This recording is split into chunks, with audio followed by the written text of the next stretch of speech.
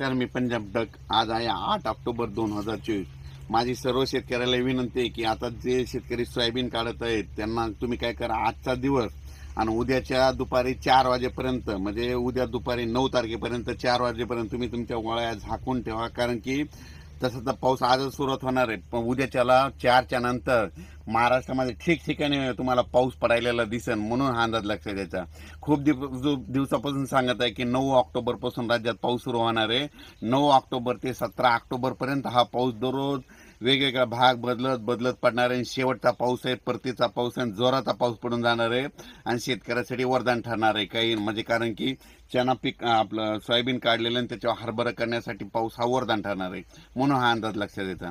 राज्यातल्या सर्व शेतकऱ्याला सांगू इच्छितो, सर्वप्रथम आपण काय करू, आज आहे 8 ऑक्टोबर 2024. आजपासून सर्व शेतकऱ्याला सांगू, सुरुवातीला आज पाऊस सांगू इच्छितो की आज पाऊस तो सातारा, सांगली, सोलापूर, धाराशिव, लातूर जिल्हा, तसेच बीड जिल्ह्याचा पाटोदा भाग, त्याच्यानंतर परभणीच्या इकडे पूर्णाकर, इकडे नांदेड आणि इकडे यवतमाळ, इकडे हिंगोलीपर्यंत आजच रात्रीच्याला बऱ्याच ठिकाणी पावसाचं म्हणजे मध्य रात्रीच्याला पाऊस पडायला दिसेल. म्हणून हा अंदाज लक्षात द्यायचा.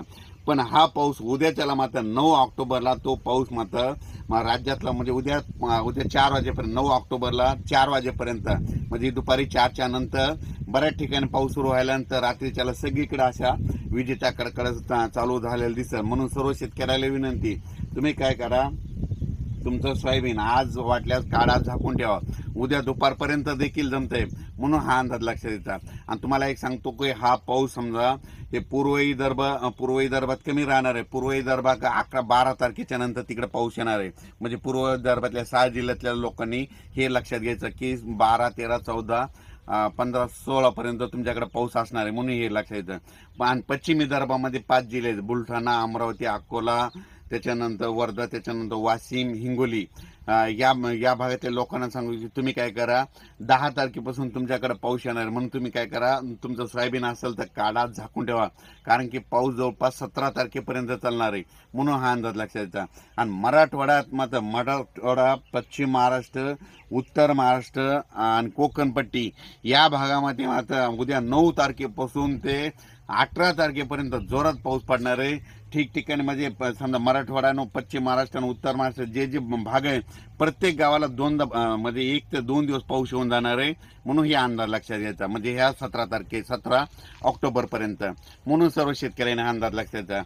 आणि शेतकऱ्याला सांगू इच्छितो, आता जिल्ह्यावेळी सांगतो, म्हणजे जास्त पाऊस कसा कुठं पडणार आहे तर सुरुवातीला सांगतो, नांदेड जिल्हा एक जास्त राहणार आहे, हिंगोली एक राहणार आहे, त्याच्यानंतर परभणी एक राहणार आहे, लातूर एक राहणार आहे, बीड जिल्हा एक राहणार आहे, जालना जिल्हा एक राहणार आहे, त्याच्यानंतर नगर जिल्हा एक खूप पडणार आहे, त्याच्यानंतर सातारा, सांगली, सोलापूर, कोल्हापूर, पुणे जिल्ह्यात जोरात पडणार आहे, नगर, संगमनेर, शिर्डी, राहता, कोपरगाव, त्याच्यानंतर नाशिक, धुळे, नंदुरबार, जळगाव, म्हणजे ह्या पुन्हा सिल्लोड, कन्नड या भागामध्ये या जरा जास्त पाऊस पडणार आहे. म्हणजे 17 तारखेपर्यंत हे सांगितलं एवढ्या पट्ट्यात जोरात पाऊस पडणार आहे. फक्त पूर्व विदर्भात कमी राहणार आहे, हे परतीचा शेवटचा पाऊस. आणि पश्चिम विदर्भात देखील पडणार आहे, पण थोडाफार कमी पडणार आहे. म्हणून पश्चिम विदर्भातल्या सर्व शेतकऱ्यांनी हा अंदाज लक्षात द्यायचा. पश्चिम विदर्भात बुलढाणा, अकोला, अमरावती, वाशिम या भागात देखील 10च्या नंतर तिकडे पाऊस येणार आहे. म्हणून त्या शेतकऱ्यांनी, विदर्भातल्या शेतकऱ्यांनी, तुम्ही तुमचं सोयाबीन उद्यापर्यंत झाकून ठेवा, वाटल्यास पावरापर्यंत झाकून ठेवा आणि तुम्ही तुमच्या आलेल्या पिकाची काळजी घ्या. कारण की मी खूप दिवसापासून सांगायला की 9 ऑक्टोबरपासून ते 17 ऑक्टोबरपर्यंत जास्त पाऊस आहे. परत एकदा आणखीन सांगतो, हा पाऊस म्हणजे उद्या 9 तारखेपासून 9, 10, 11, 12, 13 पर्यंत राहणार आहे. आणि त्याच्यानंतर परत राज्यामध्ये 16 ऑक्टोबर, 17 ऑक्टोबर आणि 18 ऑक्टोबर दरम्यान परत हे म्हणजे मराठवाडा, पश्चिम महाराष्ट्र, कोकणपट्टी ह्या भागात पुन्हा जोरदार पाऊस पडणार आहे. म्हणजे 16-17 ऑक्टोबरचा पाऊस मराठवाड्यामध्ये जवळपास 6-7 जिल्हे तर खूप जोरात पडणार आहे. म्हणून सर्व शेतकऱ्यांनी काय करायचं, जशी उघाड भेटेल तसं तुम्ही तुमचं सोयाबीन काढा, वळे लावून घ्या, झाकून घ्या. कारण की जितकं समजा दुपारपर्यंत काढा तितकंच उचला, तितकंच झाकून घ्या. कारण की तुमचं आलेलं पीक पदरात पडेल. म्हणून हे अंदाज लक्षात येतात. पण राज्यात सांगू इच्छितो की आता 9 तारखे हे पाऊस गेल्याच्या नंतर 18 तारीख झाल्याच्या नंतर परत राज्यामध्ये काय होणार, धुई येणार आहे. 14-15च्या दरम्यान एकदा थोडी धुई येईल, 14 तारखेला देखील धुई येणार आहे. लगेच धुई आल्याच्या नंतर लगेच जाळे दिसले की तुम्ही म्हणायचं आता पाऊस निघून जाणार आहे. जाळे धुई पडल्याच्या नंतर कंप्लीट 12 दिवसाला तिथून पाऊस निघून जातो, म्हणून हे लक्षात घ्यायचं. पण पहिल्यापासूनच मी सांगतो की यावर्षी 5 नोव्हेंबरला थंडी येणार आहे, म्हणून हे सगळ्या शेतकऱ्यांनी अंदाज लक्षात घ्यायचा.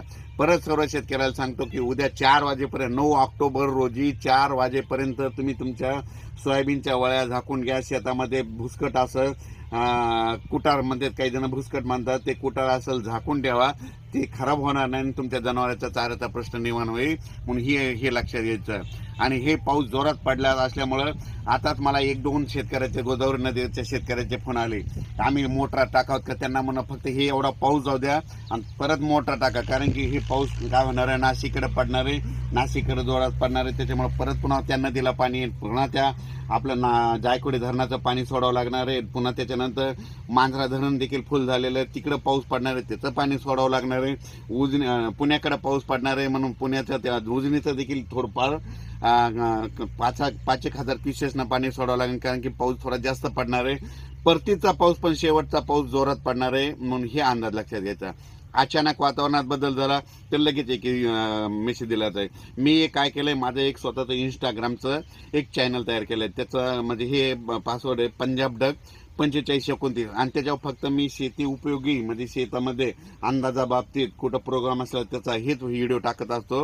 म्हणून माझं ते किती 5,000 जवळपास फॉलोअर्स आहेत, आणि त्यांना दररोज मध्ये कुठं काय अपडेट आहे ते देण्यासाठी खास शेतकऱ्यासाठी ते चॅनल तयार केलेलं आहे. आतापर्यंत केलं नव्हतं. इतके पहिले जुने होते ते सगळे माझे नाव बरेच डुप्लिकेट चालत होते, पण हे केवळ काय झालं, ते डुप्लिकेट चॅनल चालत होते, ते काय करत होते, कोणत्याही पोस्ट टाकत होते. पण म्हणून मी आतापर्यंत खोललं नव्हतं. खास करून कशामुळे हे केलं की शेतकऱ्याला दररोज जास्त इंस्टाग्राम बरेच जण बघतात, म्हणून खास करून ह्या 15 दिवसात झालं ते खोललेले, म्हणून हे सगळ्यांनी लक्षात येतं. अचानक वातावरणात बदल झाला तर परत एक मेसेज दिला जाईल. धन्यवाद.